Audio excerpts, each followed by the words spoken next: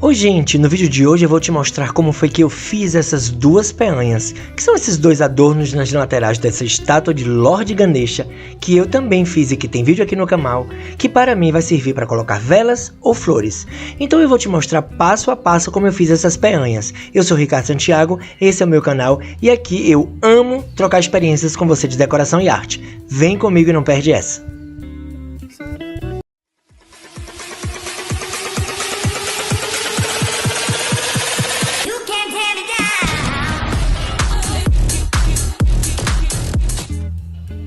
A primeira coisa que eu fiz foi pegar uma folha de papel no tamanho A3, que as medidas inclusive estão aí no vídeo, para riscarmos o molde. E pela nossa peanha ter os dois lados iguais, então eu dobrei a folha de papel no meio para riscarmos o molde de um lado só e dobrado. Assim, espelhamos a imagem na medida em que recortamos. Claro que não é na íntegra, mas me baseei para recortar essa figura as referências de uma flor de lótus. Também preciso pintar nas cores que eu utilizei para fazer a nossa estátua, afinal de contas, será uma composição. E claro que eu esqueci de falar sobre as referências da flor de lótus. Bem, como as peanhas que eu vou fazer são para complementar a decoração de uma parede onde eu fiz uma estátua de Lord Ganesha, a flor de lótus como referência indiana é bem pertinente. E depois do molde riscado, basta a gente cortar.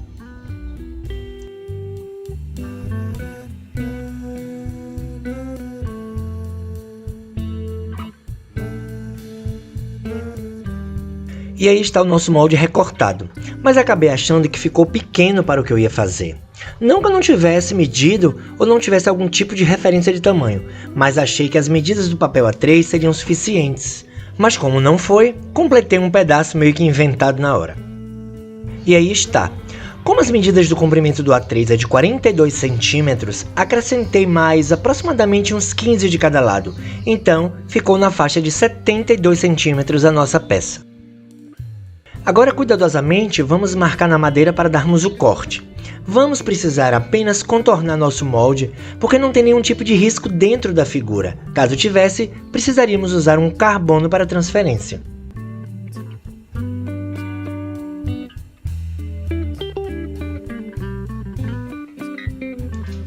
Depois de toda a figura riscada na madeira, chegou a hora de cortarmos e de antemão vou dando alguns avisos. Como estamos usando esse tipo de folheado de madeira, que eu não sei se é compensado, se é aglomerado, eu sei lá o que, não é madeira pura.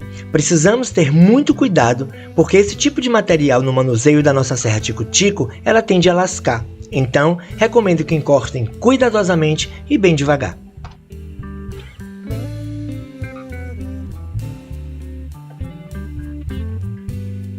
E aí estão as nossas peanhas cuidadosamente recortadas.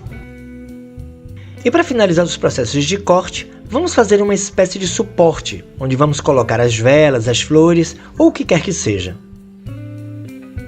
Com todas as partes de madeiras cortadas e preparadas, vamos então montar a nossa peanha. Vou passar um pouco de cola branca antes de fixar os parafusos, dessa forma garante uma maior resistência. E para cada suporte desse, utilizei 2 parafusos médios. Pelo peso que eu vou botar no suporte, apenas um parafuso seria o suficiente, mas coloquei 2 para evitar que o suporte fique girando, mesmo sendo colado. Aguardamos um pouco a cola secar e os parafusos já fixados, a gente vai poder partir para o próximo passo. Para a decoração das nossas peanhas, eu produzi uns arabescos de gesso. Como eu não tinha uma forma que coubesse os arabescos no tamanho e no formato harmônico com a peanha, acabei reunindo algumas formas e fazendo uma montagem consumindo a figura por toda a peça. Confesso que não foi uma tarefa fácil, mas ficou bem bacana. Eu não queria que a peanha fosse colada uma peça de gesso meramente extraída da forma. Eu queria que o arabesco tivesse de fato a forma da peanha. Então fui montando pedacinho por pedacinho aqui para fazer esse desenho e parecer harmônico. Essas foram então o máximo de peças que eu consegui reunir para o desenho ficar meio que formado. Mas também acredito que não vou precisar mais do que isso. Deu para preencher a peanha numa quantidade de arabesco razoável.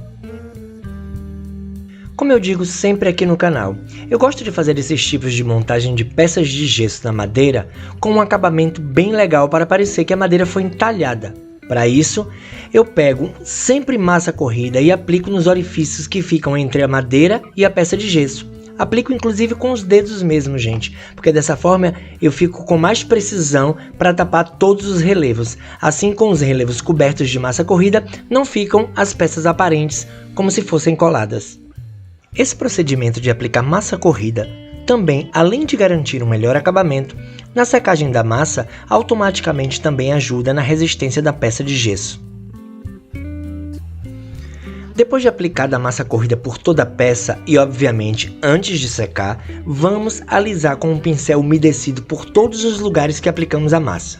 Quanto mais água você aplica, mais bem acabada fica a superfície do seu trabalho. Como as nossas peças de gesso são bem adornadas e os locais onde aplicamos a massa são de difíceis acessos, fica impossível lixar. Então, passamos o pincel com água, porque quando a massa secar, fica com o mesmo aspecto de lixado, garantindo assim um excelente acabamento e preparação para a pintura. E para pintar eu vou utilizar a tinta PVA, e nem posso te dar a referência dessa cor, porque misturei um monte de tinta, porque eu queria achar uma cor meio telha, meio terracota. Então saí misturando o que eu achava pela frente, em busca de achar esse resultado que eu queria, e na verdade acabei encontrando. E eu adorei o resultado. Eu queria que tivesse uma cor de barro, sabe, uma cor de vida, uma cor de pulsar, que lembrasse a vida.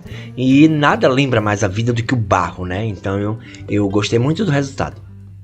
Em seguida, apliquei nos relevos do arabesco a tinta Metal Colors Acrylex na cor prata, só para dar uma iluminada e a peça não ficar com tão cara de rústica.